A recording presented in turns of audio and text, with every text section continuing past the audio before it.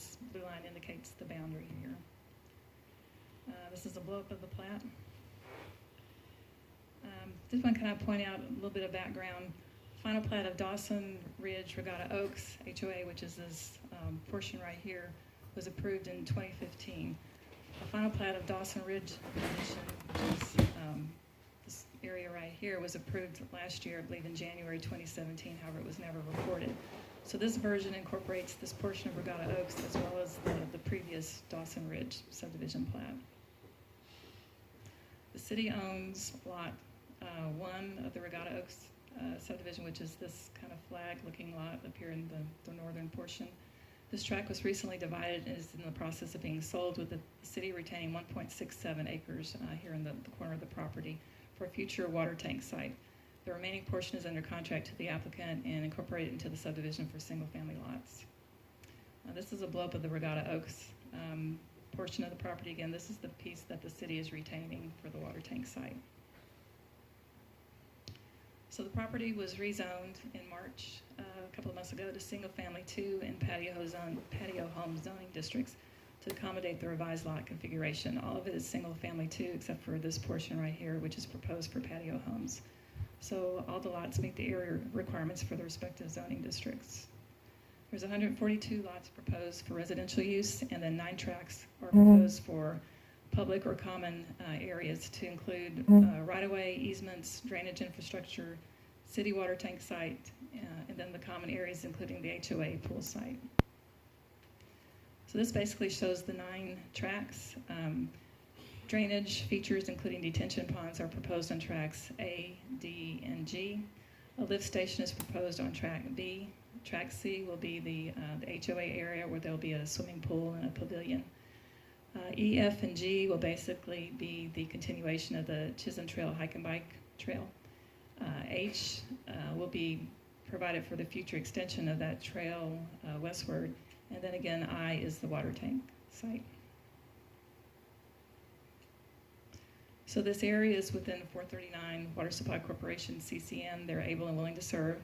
The applicant will be extending 8-inch water lines throughout the subdivision. They'll also be extending 8-inch sewer lines throughout the subdivision. A lift station, as I mentioned, is proposed on track B. The city will own and maintain that. With regard to drainage, again, on-site drainage detention ponds are proposed on tracks A, D, and G. And these drainage, the drainage infrastructure will be owned and maintained by the city. The applicant is extending Chisholm Trail Parkway. It terminates right here at Spring Canyon Road. They'll be extending that westward to connect to Wagoner Drive over here. And then there'll be a connection made from Canyon Heights Road. The Collector Street portion is Chisholm Trail Parkway ends at Spring Canyon Road, so the 37-foot pavement width will drop down to 31 feet for this section, and curb and gutter will be provided as well.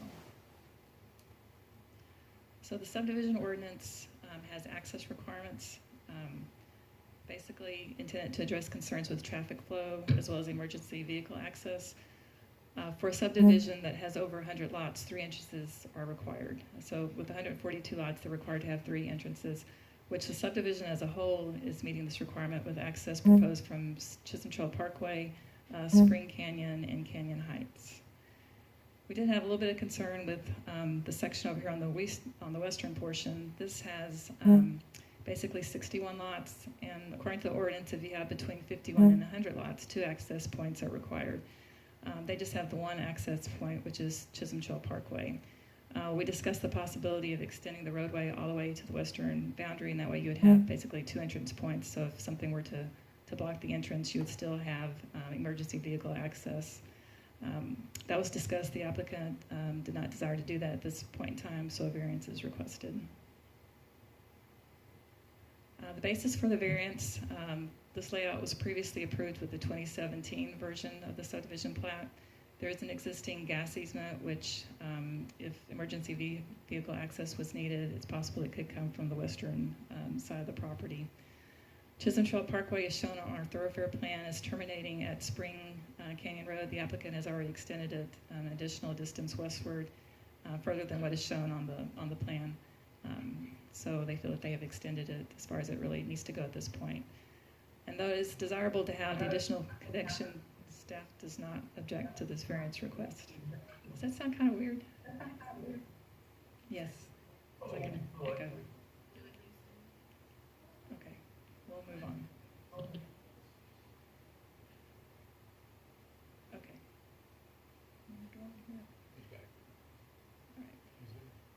The applicant is also responsible for extending Spring Canyon Road southward. This is shown on our thoroughfare plan. A variance to this is also requested. So this is our thoroughfare plan, just to kind of show you the perspective here. The subdivision is located here. You can see Chisholm Trail Parkway and Spring Canyon Road. They're showing it extending southward all the way to the connection of I-14.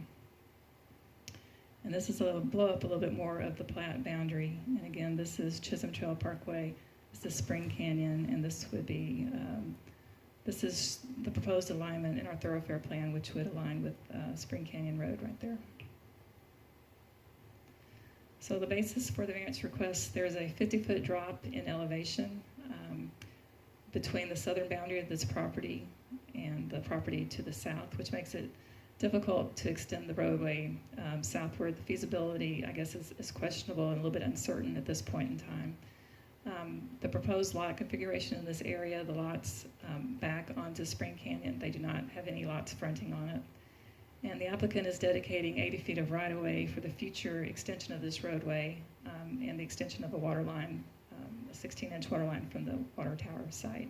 So they're dedicating extra right-of-way width to accommodate those needs.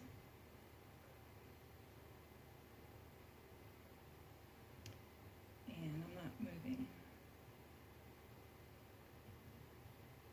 Something happened. Oh, there we go. Okay. So regarding the parkland dedication fee, 142 lot subdivision results in 1.42 acre dedication, or the fee in lieu of this is $28,400.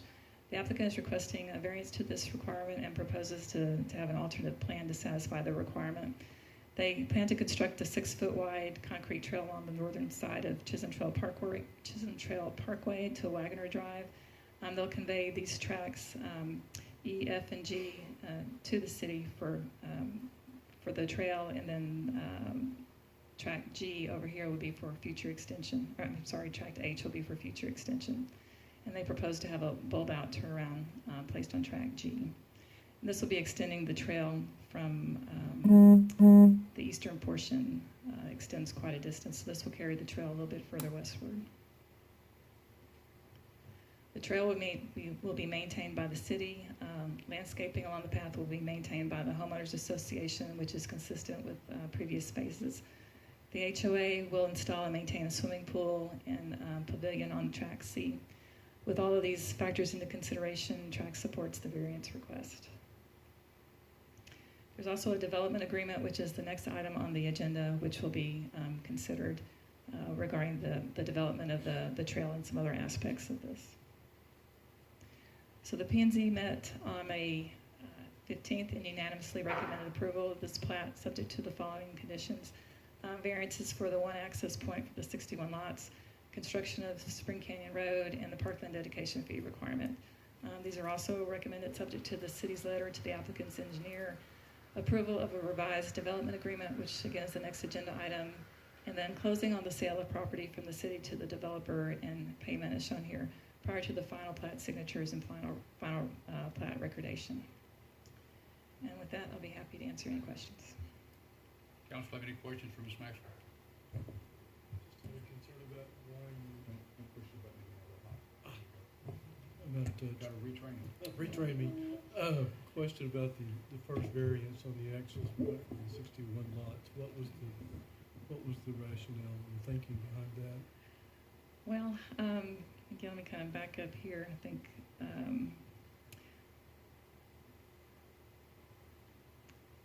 we're going back to the previous layout, that this section that was approved back in 2017.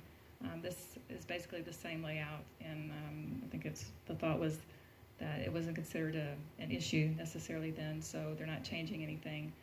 And again, and I think their feeling was that with the gas easement here, that if there needed to be emergency vehicle access, it's possible that it could come from this, from the western property side over here. So you could get a fire truck in there along the gas easement if that was an emergency? Yeah. Bruce, what do you think?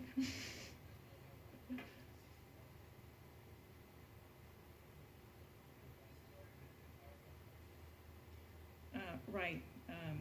Jeff is part of the review. It's not an ideal situation, but we feel like there may be a basis for the variance. Thank you. Is there any point in the future that we will have 2 access points for that part of the development? It's hard to say. There is a proposal for property to develop here on the western side. It's uncertain at this point in time whether or not they will be proposing a road to connect to Chisholm Trail. I think we were interested in that, but it may be difficult with the layout to have the road extended. I know that they have expressed a willingness to connect Chisholm Trail, the trail itself, not the roadway, but the trail, to see that extend. I think another problem with the gas easement here, to put the road through would basically, you'd have to change the lot configuration. And I probably should just turn this over to the applicant and kind of let them explain the implications of doing that. Okay. Any other questions before we do? I've got a comment after the applicant. Okay. Then let's open the public hearing and let the applicant speak.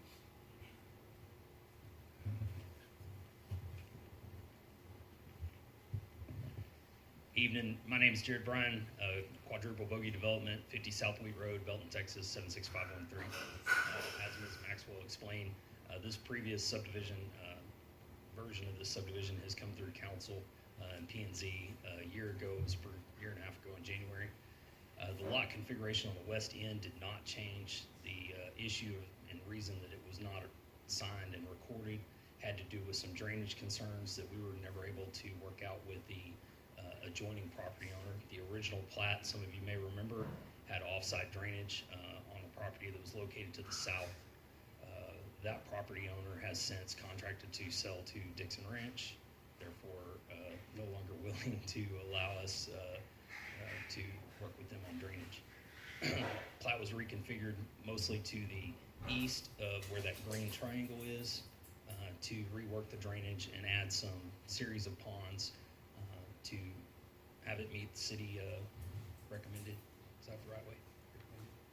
Drainage. As far as the access, Chisholm Trail Parkway has already been cut from a collector past Spring Canyon to a local street, so a 31-foot street. Connecting into the next subdivision would require it to go back to a collector for that stretch, which is going to change the lot configuration, which is going to change the drainage, which is going to change basically the entire design of the western portion. In essence, sending us back to the drawing board on a subdivision we've worked with the city for 5 years on this phase. So we felt like a variance for this section was appropriate. Are there any other questions in regards to that? I think it's kind of in line with what people were asking a while ago. What's the likelihood of development to the west? I can tell you that we explored the possibility of development to the west and found it very challenging at best. I do know that someone has purchased the property and approached the city with a preliminary drawing. Of course, I also have heard that the person financing that project is no longer financing it either. So the likelihood of it happening, I'm sure at some point, is yes. Whether or not it should hold up what can happen today, I don't think it's appropriate.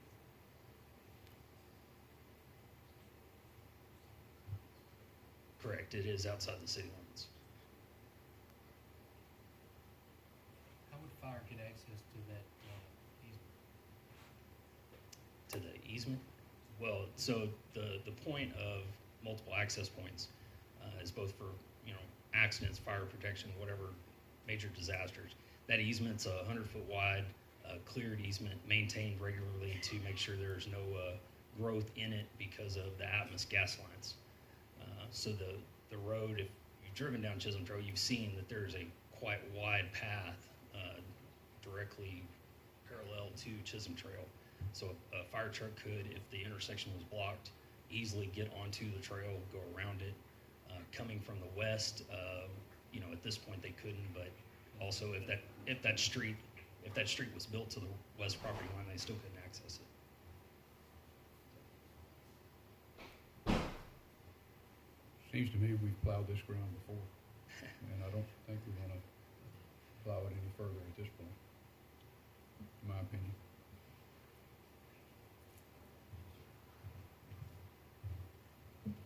What, And, can I ask what you mean by that? I think we Some made clarity. decisions in the past about this. It wasn't raised again by the fire marshal when he reviewed these changes, so I think it's unwise for us to, Not all of us will be. yeah, understand, but we can do anything we choose to do, but I don't recommend it. I do want to just point out one thing, and whether or not it is bearing on this or not, but as he stated, we do have a proposal for the property here to the west within the conversations with them. It is outside the city limits, and there is a development agreement for, I believe, the southern portion of it. The reason they did the development agreement as a result of the annexation, so they did not have to be annexed. So we're having conversations with them that if they do this subdivision, they do have to request voluntary annexation, and that could take, I guess, a little bit of time. But we are having serious conversations with them. Who knows what's going to happen, but at this point, it does seem like they will be moving forward, but things can change tomorrow. Okay. Craig? I think we're still in Craig, public. yeah, Yeah. Craig, I'd expand a little. I think John asked you your thoughts about where you were on that. Explain that a little more, would you please? Well, Public hearing? Yeah. We're still in the public hearing, not deliberations? right, we're still in public hearing, so let us wrap that up.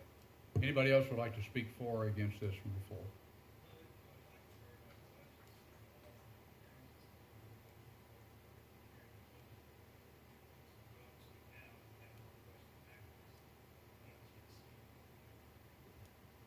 Okay, I thought we'd kind of gotten to that point, hadn't we?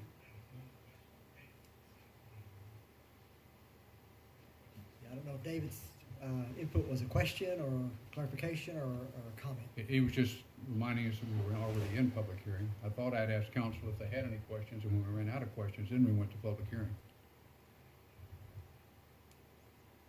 Okay? Well- Close the public hearing, well- come back to council. Yeah, I mean, you have questions of Cheryl or of the applicant, then we go to public hearing. Well, I just Can we wonder, ask this them if one's they kind have of strange because usually you don't have a public hearing with a plat. This is we consider it a residential replat because of the Regatta Oaks portion of it. So we were required to advertise it as a public hearing because it's a residential replat portion. So normally, I'm trying to think, why are we having a public hearing? But normally you don't have one with a plat, but that's why this one's a little bit strange. So I would say probably open the public hearing, let whoever wants to speak, close it, and then move on with your deliberations. And the applicant, can speak after that, I would So think. we haven't But done what I the public understand hearing. Jason's point to be is, he wants to hear what we're gonna ask before, and so they can address it. And that's Well, fine. That, And so, that's up to us. I mean, you can choose to tell them everything you want, I guess, in question time right now, before the public hearing. Like, you can choose to tell them what your concerns are or not. okay, we've closed the public hearing. That doesn't say we can't go back to it if we choose to. Okay? Okay. Now, we're gonna deliberate a little bit here. You asked why I thought that this has been a tough nut to crack. We've worked back and forth on this for a lot of times. In 2017, not everyone was on the council, and I certainly respect that. So we can bring it back up if we feel like we need to. But I think we got to the point that we decided that was acceptable then. What we're trying to deal with today isn't affected by that or changed by that. So I don't think we want to expand our scope and what we're focused on today to go back to that. That's my point. I agree. That was why I was But asking. council can do whatever, if that's what you feel we need to do. Well, my question is just this, the only question I have, and you can call it replowing the ground or not, but if there is the possibility of further development to the west, then we gotta plan for that. I mean, that's our job, that's why we have the streets and the plans for future streets and things like that. So if we know there's a good possibility of another development over there, then from a street standpoint, it makes sense to be able to tie to that development. That solves an iffy situation on two exit points to the more congested lots to the north. If that's developed, it gives you another point of entry and exit. And if nothing else, it just continues to tie future development together. That's why I asked that question, is what's the potential? I know they may not be planning on developing any further to the west, but if other people are planning on it, then we've got to take that in consideration. If we don't take it into consideration, then I don't think we're really doing our job as far as planning future exits and entrances. And to Guy's point, this particular subdivision is tying into previously platted subdivisions, even two divisions and two sections. And because of the future planning, it's tied them together. So it's good to leave outlets to open land, even if it has challenges. Okay, other discussion?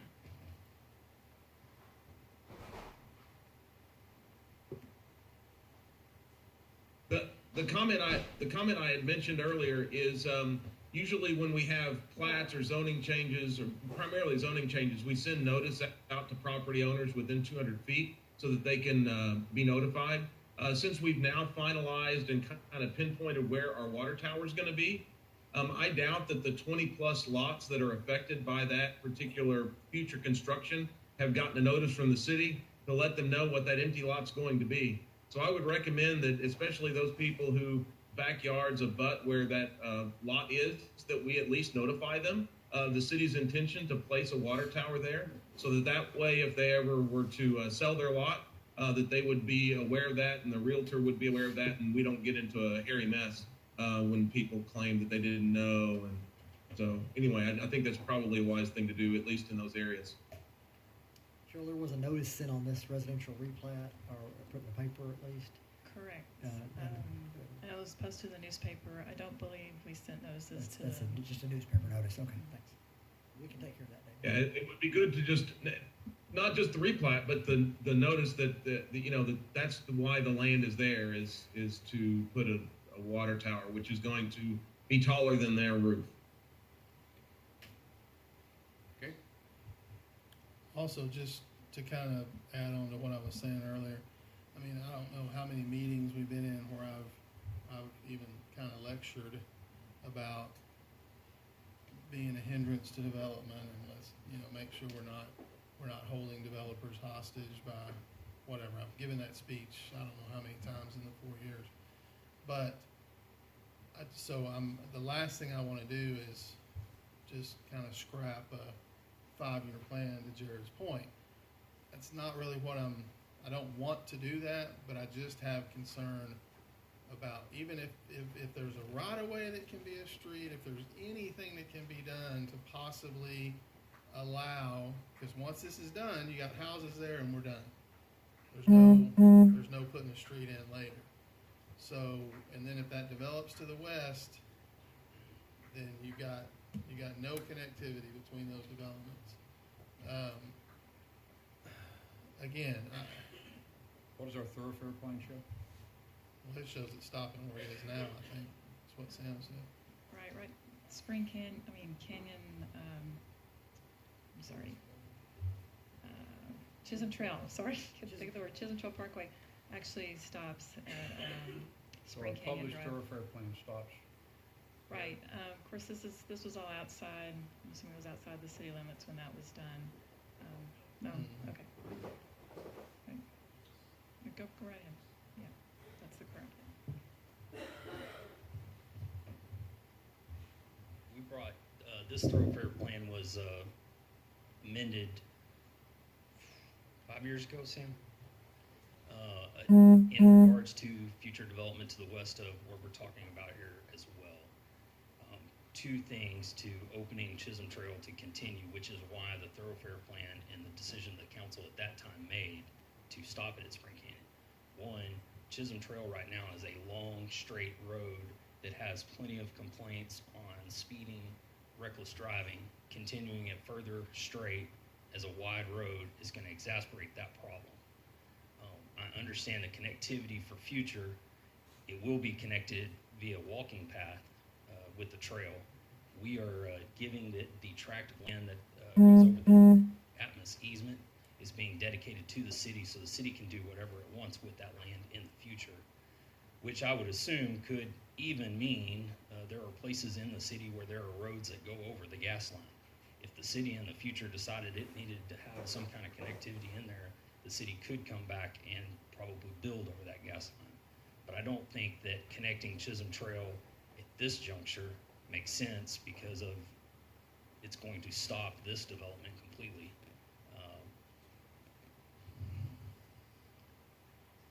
And the safety aspect of all the homes that are already built along Chisholm Trail, adding more cars from a future development to run down there. Chief, you might be able to speak about this straight away. Chisholm Trail, any complaints?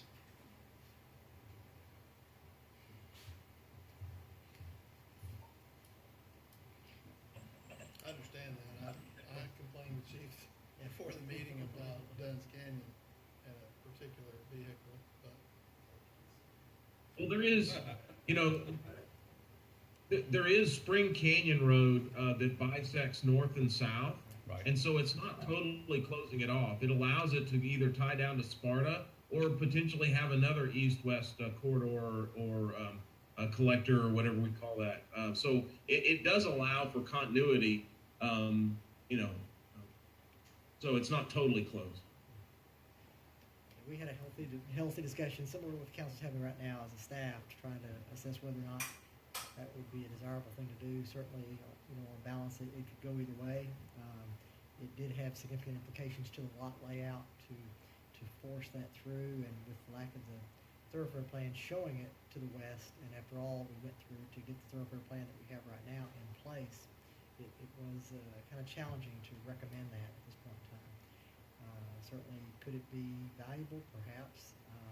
But again, we believe we've kind of been over this ground before, and there is the opportunity with the trail itself to provide some connectivity, at least with the trail for the future. well, you're connecting back here. What's the name of that? What's the name of the street the last one going north? I mean, I'm assuming that's going all the way to 439. So, I mean, you got some connectivity there. Right. It's just, I don't know. Maybe I'm wishing for a perfect world, but I don't know. And I can go. I mean, I'm willing to do whatever. I'm okay with whatever the council decides here. I'm just pointing that out that we could look back on this and regret this decision tonight, but. And I think with all that in mind, and with, I think all the constructive conversation we're having, what I'd like to do, and I think I saw up there preliminary, on my agenda I see preliminary / final. I make a motion that we approve the preliminary final plat for Dawson Ridge Edition, 71.368 acres with the variances requested. Second. We have a motion and a second. Any other discussion?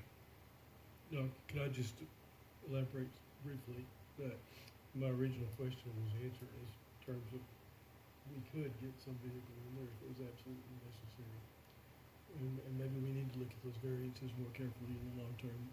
This was too late in the game to go back, in my opinion, and rewrite the rules. So, Thank you. I'm good with it. Okay. There's no further discussion. All in favor say aye. Aye. Opposed, same sign. Motion passes unanimously. 10B, consider authorizing the city manager to execute a development agreement associated with Dawson Ridge